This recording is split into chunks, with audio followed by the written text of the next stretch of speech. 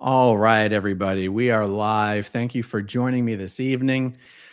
Well, I saw the news just, I don't know, 20 minutes ago. Kirstie Alley, Scientologist Kirstie Alley, has passed away at the age of 71 from the same thing it seems the vast majority of Scientologists pass away from, and that is cancer. And Kirstie Alley was very, very close with John Travolta. John Travolta just lost his wife recently to the exact same thing. And the reason I wanted to do a live stream about this is really more for all the Scientologists and the under the radar Scientologists out there, because there are a few reasons why so many Scientologists die from cancer. One of the primary reasons is that there is a reluctance or a hesitancy to seek medical intervention for something that Scientologists believe auditing can cure. And L. Ron Hubbard was not shy about saying that auditing could be that cancer could be cured with auditing. This gets even more insidious at the upper confidential levels of Scientology, called the OT levels, of which Kirstie had done. I know for a fact Kirstie had finished through OT7. I believe she finished through OT8, but I didn't double check before I started this live stream. On the upper confidential levels of Scientology, L. Ron Hubbard introduces the concept, the idea of body thetans. Now, Scientologists who have not yet done the OT levels don't believe, when they hear people talk about body thetans the way I'm about to, it's the same thing that was discussed on the South Park cartoon. They don't believe that this is true information because it does not jive with what a lower level Scientologist would hope is actually on the OT levels. And if a lower level Scientologist, and lower level Scientologist simply means someone who has not yet done the confidential OT levels. If a lower level Scientologist asks a Scientology official if the information about body thetans and Xenu is true, they are specifically told, no, it is false. So for all you lower level Scientologists who are watching this video, you have to understand the information about body thetans is totally correct. And on these upper levels, L. Ron Hubbard says that these body thetans, they're spirits that are they're crazy. They got messed up with the hydrogen bombs and the volcanoes and Xenu, and they're all messed up, and they're not aware enough to occupy and animate a body like the rest of all of us thetans. Scientologists believe we're all thetans. These thetans are in such bad condition, they're actually stuck to your body, and they can even be stuck to you as a thetan. And these thetans are so messed up that their pains and their illnesses and their sicknesses and neuroses and psychoses are projected onto you. And the reason you're suffering from various problems, whether physical or mental or emotional or spiritual or whatever, is because of the body thetans. And these OT levels, all a Scientologist does on these levels is audit the body thetans. It's like auditing is Scientology's version of counseling, one-on-one counseling. In these upper OT levels, you are telepathically counseling the body thetans that L. Ron Hubbard says is causing your illnesses. And he specifically says that a body thetan can be cancer. So if someone has finished the OT levels and they are diagnosed with cancer, they are told that there was something wrong with their OT levels, and they have to go back and do a repair program to fix the auditing that was messed up on their OT levels. And this is why Scientologists, particularly ones at the upper levels, wait so long to actually get some chemotherapy or immunotherapy or anything at all. And one of the things that makes this even more tragic, depending on how you want to look at it, is you are not specifically prohibited from getting medical treatment in Scientology. This is like this wild contradiction that exists. L. Ron Hubbard talked a lot of shit about the medical profession. He talked a lot of shit about all professions, every profession other than being a professional Scientologist. And of course, he talks shit about the medical profession. And he would litter his lectures with derogatory and snide comments about medical doctors. But there are no rules in Scientology against seeing a doctor. There are no rules in Scientology against getting cancer surgery or immunotherapy or chemotherapy or anything like this. And I can tell you that when I was in the Sea Org, there were other Sea Org members who were actually getting chemotherapy. I'm just mentioning this as an example of it's not against the rules, which in some ways makes it even more tragic that someone like Kelly Preston or someone like Kirstie Alley, they're not delaying treatment because they would get in trouble if they sought treatment. They're delaying treatment because they truly believe that the auditing is going to cure their cancer. To me, that makes it even more tragic than if they're just following the rules. They really, really fucking believe that this shit's going to cure their cancer. And that means what you have in Scientology is, now in some respects, Scientologists' reluctance to go to the doctor would prevent them from being diagnosed as early as they could be. But I'm telling you that even once they're diagnosed, they will postpone and delay medical interventions. And even while actually knowing they truly have cancer, they will still seek to fix it with auditing. And the technical staff in the Scientology organizations responsible for delivering and supervising the auditing, they're not really allowed to go, okay, guys, the auditing's not working. Let's send them to the doctor. They're not actually allowed to say that. Now, it might seem like I contradicted myself. I just said it's not against the rules to seek medical intervention, but I'm saying that the technical staff aren't allowed to say, okay, guys, we tried. It's not working. Go to the doctor. And yet both of these things are true at the same time. The Scientologists themselves could, at any point that they wanted to, go to the doctor. And there would be no ethics or justice consequences. But the technical staff are not allowed to say, okay, guys, it's not working. It's actually like a high crime in Scientology to say that Scientology isn't working.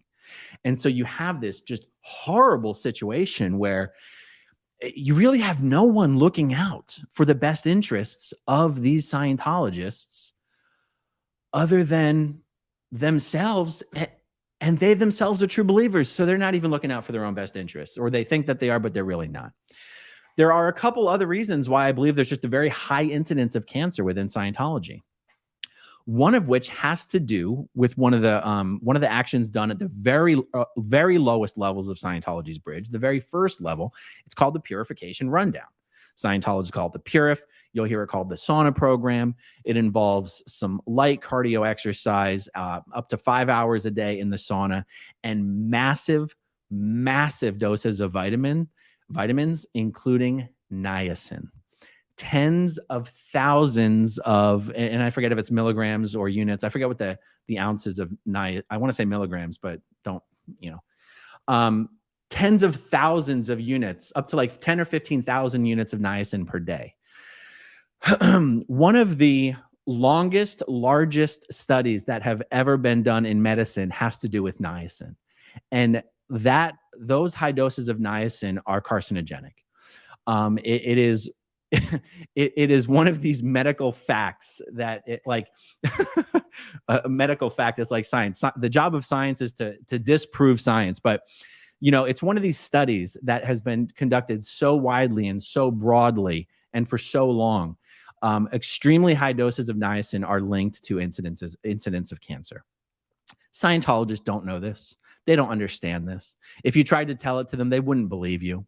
They would think it was just a trick from Big Pharma to keep everyone hooked on psych drugs. To Scientologists, everything comes back to the big conspiracy of Big Pharma and Big Psych and all that shit. So you have, that's another reason why I believe, why there's a high incidence of cancer in Scientology. There's a third reason, and it has to do with the Free Winds ship. It is absolutely littered with blue asbestos. And there's a video you can find on YouTube by a guy, Lawrence Woodcraft. I might have that wrong, but I think it's Lawrence Woodcraft. He was an architect or an engineer, a Scientologist, who was brought in when the ship was first being purchased, the Freewinds ship specifically, not the old Apollo ship. And he said, this thing is absolutely riddled with blue asbestos to the degree that it would be impossible to remove. No matter how many refits or retrofits or dry dock renovations have been done on this thing, the blue asbestos is in the Freewinds. And Scientologists at all levels of the bridge are cycled through the Freewinds. You don't have to be OT. You don't have to be a high-level Scientologist. And, you know, I'm sure they have to some degree or another tried to remediate this stuff by encapsulating it or something else. You have to assume that's the case because David Miscavige himself goes to the Freewinds frequently. But I'm telling you, this thing is riddled with one of the most carcinogenic forms of asbestos that exists. And I don't think it's something that can be ignored. You know, there's other aspects of the Scientology experience that perhaps might predispose people to cancer, but I'm getting into the field of speculation here. I'm talking about the lack of sleep, the just unbelievable amount of stress that Scientology staff and SEERG members are subjected to. But that's really more anecdotal and speculative, and I don't want to dwell on that too much. Plus, Kirstie Alley was a celebrity and wasn't really subjected to the rigors of that kind of stuff. So in Kirstie's case, it's so sad. I mean, I got to tell you, I haven't even read the articles closely enough to see what form of cancer she died from. The announcement that I saw from her family didn't specify. So perhaps nobody actually knows what the precise form was yet. But yeah, you know, it's like, it's sad. Like in life, Kirstie was not a person I liked, respected, or admired. But I'm not, you know, I'm not happy that she's passed. I think when someone passes, it really brings things into focus. And one of the things I like to keep into perspective is that there is a very fine line between abuser and the abused. And in Kirstie's case, that is also true. You know, Kirstie sort of switched at some point along the line to take on the personality, a Scientologist would say, the beingness of one of the abusers. She was not shy or hesitant to insult and attack and fair game Scientology's critics and their enemies. And yet I think it's important to keep into perspective that the only way you switch into that role is by having been on the other end for so long. Having been one of the abused, I believe you eventually become one of the abusers. You get convinced that it is the right way to be, the way to survive, the way to set an example for the others, the way to rise above the rest, and all that kind of stuff. So, you know, in the grand scheme of things, was she one of the real bad ones? No, she wasn't. She was a celebrity who used her voice to try to forward Scientology's aims and to shit all over people who used to be friends of hers. You know, she's been one of the leading voices in attacking Leah Remini and other people like those who've been on Leah's show. But, you know, I got to tell you, I don't like really hold that against her. I just don't. Because she was doing what she believed was right, just like I was when I was still in, just like Leah Remini was when she was still in. And I think it just gives us an opportunity to reflect on so many of these abusers started as the abused. And if they themselves left Scientology, we'd be celebrating them as we do Leah Remini and others. Unfortunately, she never had that opportunity. I can only hope that I know she has a daughter. I think she has multiple children. They're not children age, but, you know, I hope. I want to like almost rhetorically go, what do Scientologists think when they see high-level Scientologists passing away at a relatively young age? And 71 is relatively young these days. I mean, it just is. And I can only tell you that when I was still in Scientology, the most common way to explain something like this away is bad auditing. Anything can be explained away with bad auditing. And then, of course, there's the other explanation for everything, which is suppression. Oh, the suppression got to her. She fell she went effect of the suppression. And depending on the context, you could always come up with a specific example of, a celebrity being on the front lines like that is subject to the worst kind of suppression. And she fought valiantly, but eventually she succumbed to it. And that's what happens, or something. It's easy for a Scientologist to momentarily lose sight of the fact that, like, wait a second, isn't all the training and auditing that we've been done specifically designed so that we don't go the effect of suppression? So it's like, if a Scientologist celebrity grows to an old age and is vibrant and strong, it's because of Scientology. And if a Scientologist dies at a young age, it's because of the suppression. And you're like, so everything good is attributed to Scientology, everything bad is attributed to suppression and bad auditing. And that's pretty much the way it goes. So I don't have too much more to say about this, unless I'll just very quickly go through, and I don't see any questions here, and I don't want to dwell on it. But I wanted to cover the point about people trying to cure cancer with auditing, the purification rundown, the free wins, and and if there's anything to be taken away from all this, it's for you lower level Scientologists who have been lied to about what's on the OT levels. Lied to when you're told it's not body thetans. It is body thetans, guys. OT3 is body thetans. OT4 is more body thetans. OT5 is more body thetans. OT6 is a training course. OT7 is auditing more body thetans. OT8 is when you go through all of your whole track memories in your prior auditing, and you essentially find out that the vast majority of your whole track memories weren't your memories. They were your body thetans memories. And that's why you'll hear people describe the EP of OT8 as, now you know who you are not, and you're ready to find out who you are. That's all that means, guys. You've had all these past life recalls in your auditing, or so you believe. Your recalls are all wrapped up in the identity of who you think you are or who you have been for the last billions and trillions of years. You spend all your OT levels telepathically auditing fucking body thetans. And then you're told, psych, bitches, those memories weren't even yours. They belong to your BTs.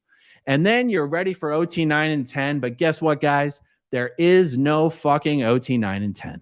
And that's why it hasn't been released in the last 35 years. So anyway, it's kind of a long string of thoughts to take from the passing of Kirstie Alley. But people need to understand, Scientologists need to understand, you're wasting your time, you're wasting your money, you're chasing a dream that doesn't exist, and you're being lied to.